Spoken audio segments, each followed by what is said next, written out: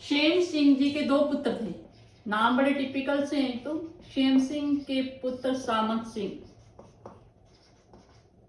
1172 ईस्वी में मेवाड़ के शासक बने। मेवाड़ के शासक बने। सामंत सिंह जी का विवाह अजमेर के चौहान राजवंश के राजा पृथ्वीराज द्वितीय की बहन पृथ्वीबाई से हुआ। पृथ्वीराज द्वितीय की बहन पृथ्वीबाई से इनका विवाह हुआ।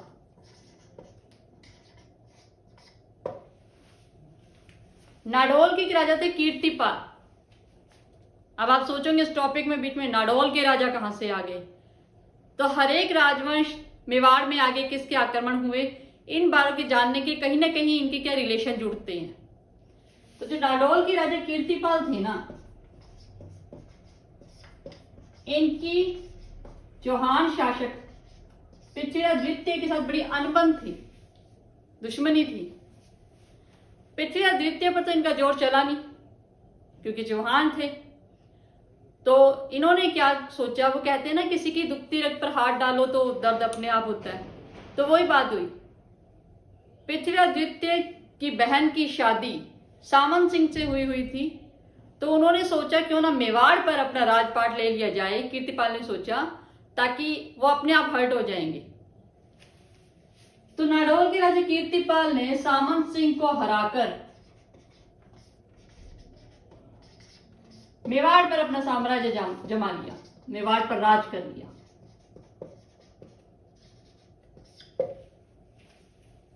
राजा तो राजा होते हैं। महाराजा सामंत ने क्या किया, 1178 ईस्वी में बागड़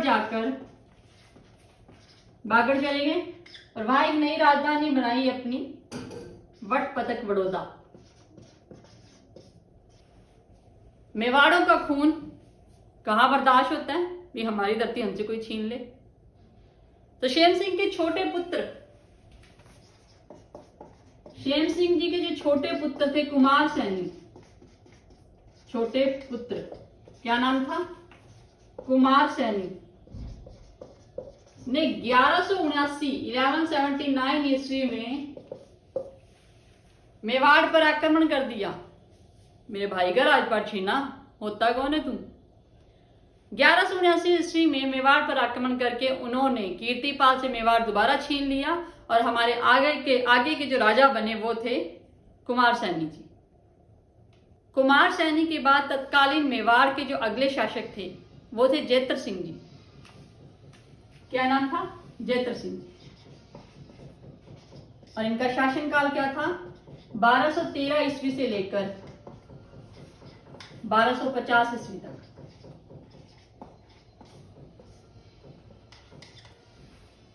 मैंने आपको पहले बताया था नाडोल के जो राजा थे कीर्तिपाल जी, उन्होंने मेवाड़ के राजा सामंत सिंह पर आक्रमण किया और मेवाड़ पर अपना राजपाट स्थापित किया। इस बात का जैत्र सिंह जी को बड़ा बुरा लगा। तो उन्होंने तत्कालीन चौहान राजवंश के जो राजा थे उदय सिंह जी, उन पर धावा बोल दिया, आक्रमण की तैयारी कर ली उदय सिंह जी पर। अब उदय सिंह जी तो कांप गए। रावल वंशज के वंशज और बप्पा रावल के खानदान के जो उत्तराधिकारी थे वो जैत्र सिंह जी, डर तो लगेगा भी, कहां छोड़ेंगे। तो उदय सिंह जी ने अपने राजपाट और राज्य की रक्षा के लिए अपनी पोत्री रूपा देवी का विवाह, पोत्री रूपा देवी का विवाह जैत्र सिंह जी के पुत्र तेज सिंह जी से कर दिया, तेज सिंह जी से कर दिया। इससे क्या हुआ, मेवाड़ और नाडोल के बीच जो संबंध थे वो सुधर गए। क्या हुआ, मेवाड़ और जो नाडोल के जो संबंध थे वो अच्छे हो गए, नाडोल के संबंध।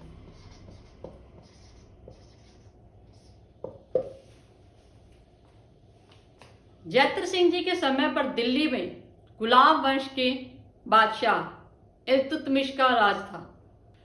तो बादशाह इल्तुतमिश से ये बात बर्दाश्त नहीं हुई भी जैतर सिंह जी की ख्याति चारों तरफ इतनी बढ़ रही है, लोग उनका इतना नाम जप रहे हैं।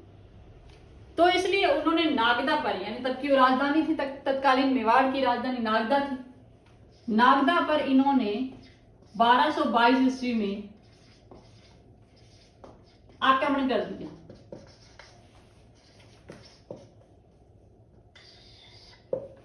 नागदा जो वहां की राजधानी थी मेवाड़ की, उस पर आक्रमण कर दिया और इस राजधानी को पूरा तहस नहस कर दिया। इसलिए जैतर सिंह ने पहली बार अपनी जो राजधानी बनाई थी वो चित्तौड़गढ़ को बना दी। राजधानी जो बनाई थी वो किसको बना दिया? चित्तौड़गढ़ को।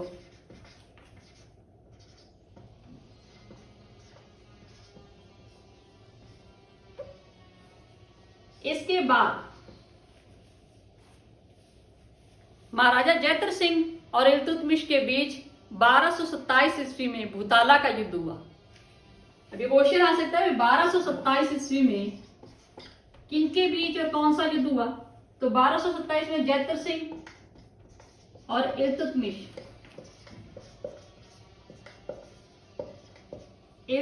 के बीच युद्ध हुआ। वो उस युद्ध का नाम क्या था? भूताला युद्ध। भूताला युद्ध। जैतर सिंह जी के बारे में जो वर्णन हमें मिलता है वो हमीर सूरी की कीर्ति है। हमीर सूरी एक राइटर थे, उन्होंने लिखा था हमीर सूरी कृत ये हमीर हर हद मर्दन।